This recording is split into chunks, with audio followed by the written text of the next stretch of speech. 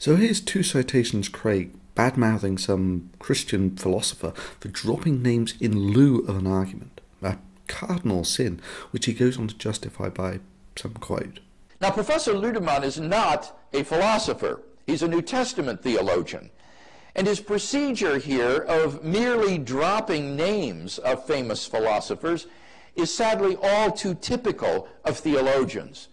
Thomas Morris, a Christian philosopher, comments in his book, Philosophy and the Christian Faith.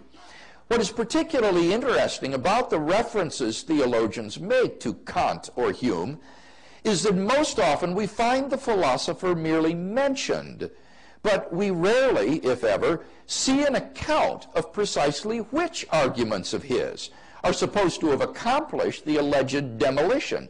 In fact, I must confess to never having seen in the writings of any contemporary theologian the exposition of a single argument from either Hume or Kant or any other historical figure for that matter, which comes anywhere near to demolishing historical Christian doctrine or theological realism.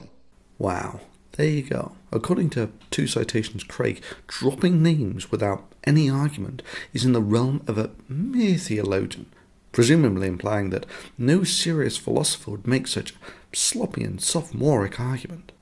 So let's see how a professional philosopher tackles the substance of this theologian's argument directly after chastising him for the clear philosophical impotence of merely dropping names with all of the arguments detached. Take it away, two citations. Or theological realism. Hume's argument against miracles was already refuted in the 18th century by Paley, Less, and Campbell, and most contemporary philosophers also rejected as fallacious, including such prominent philosophers of science as Richard Swinburne and John Ehrman, and analytic philosophers such as George Mavrodes and William Alston. Even the atheist philosopher Antony Flew. Holy shit.